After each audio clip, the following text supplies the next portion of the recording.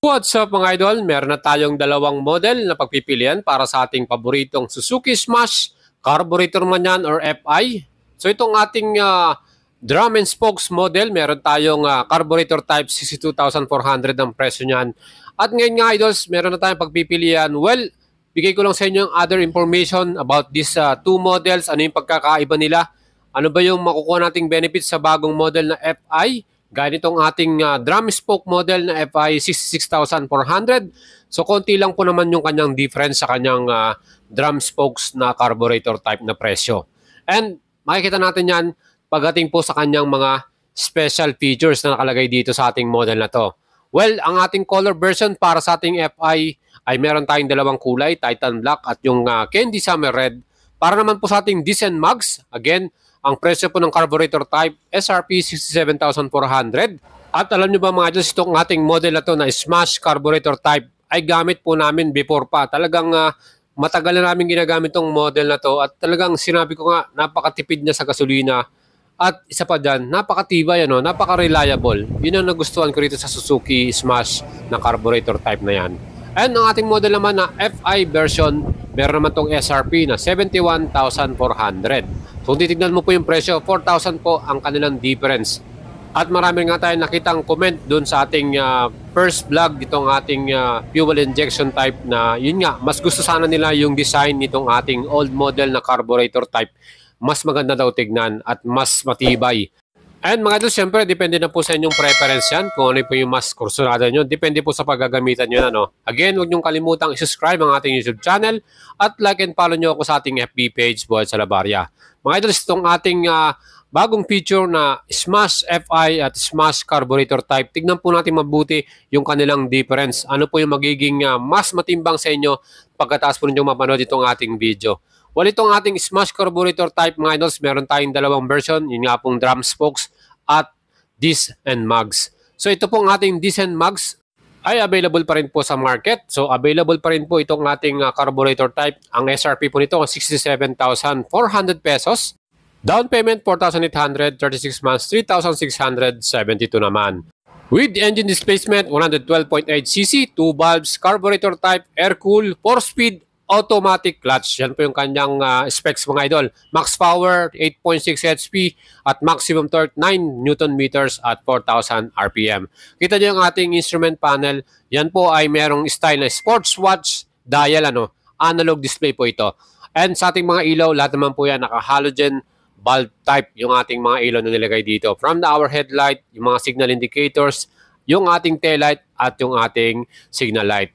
And siyempre sa ating disc and mugs, yung ating 5-spoke na mugs, yan pa rin po magiging design ng ating bagong fuel injection din. So yan po yung makikita natin din sa ating Smash fuel injection disc and mug model.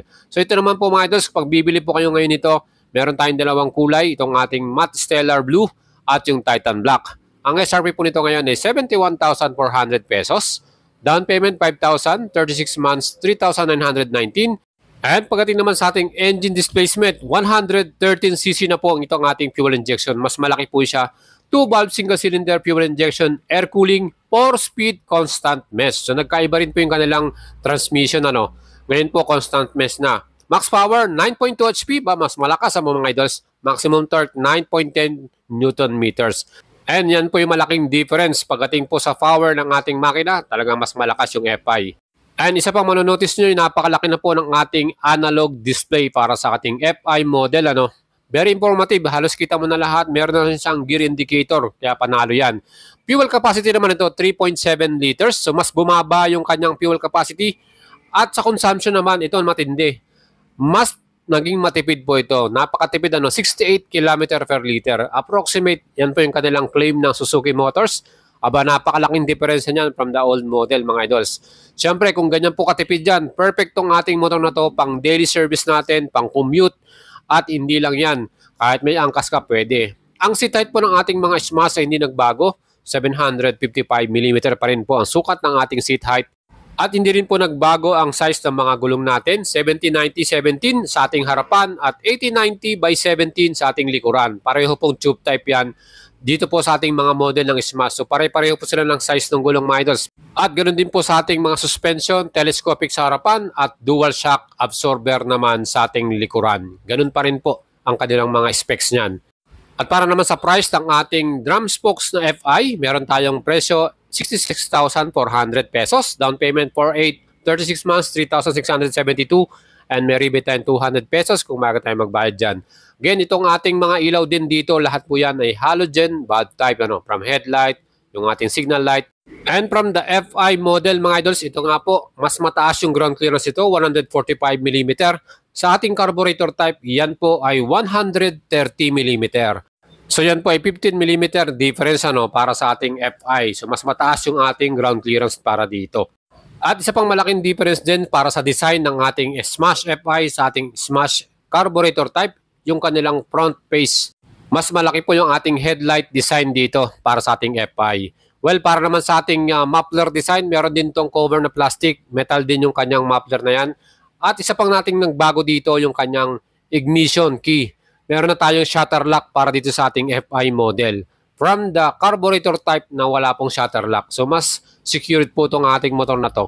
And of course, pare-pa rin po silang merong electric start at kick start para sa ating model na carb type at FI. So yun pa rin po yung kanilang starting system. And kung titignan po yung front face design ng ating carburetor type, mas sexy tignan yung kanyang mismong harapan. And ang presyo po ng ating drum spoke na carburetor type, 62,400. May down payment naman tayo na 4,800. 36 months, 3,415. May rebate tayong 200 pag maaga tayo magbayad. Ang color na available, meron tayong green, red, black, at white color. 4 na kulay yan. Para naman sa ating sukat ng wheelbase, so mas malaki po itong ating wheelbase ng ating carburetor type, 1,240. At yung ating fuel capacity nito, 4.3 liters. So mas marami rin tayong gas dito. Kaya mas mabigat po itong ating pinaka-carburetor type. 99 kilograms po ang ating wet weight dyan. Sa atin namang FI, 94 kilograms. So 5 kilo difference po para sa bigat. At syempre itong ating fuel consumption ng carburetor type, syempre ito po, 50 km per liter ang kanyang fuel consumption or mileage. So ang laki rin naman po ng difference pagdating po sa mileage naman ng ating FI na 68 km. And dahil nga mas malakas po ang makina ng ating FI model at mas magaan pa yung timbang nito, 94 kilograms, yun nga po siguro nakikita nating dahilan. At syempre, FI, mas matipid po talaga sa fuel consumption yan versus carburetor type na engine. Kaya mga idols, yan po ang ating 2 models na available ngayon sa ating Suzuki motorcycle. Ano ang mas pipiliin mo mga idols? Yung po bang Smash carburetor type or itong ating bagong model na Smash fuel injection type mga idol? Kayo na po ang bahalang pumili dahil kayo naman po ang gagamit. Depende po sa paggamit ninyo. Kung kayo po medyo malayo yung pupuntahan nyo, mas prepare natin tong FI dahil matipid po sa gas consumption. Pero kung mga malapitan lang naman yung gagamitin, perfect pa rin tong ating carburetor type. Kasi nga matibay po talaga yan. Yan po ang ating feature para sa inyo mga idols. Mag-leave po kayo ng comment sa ating video.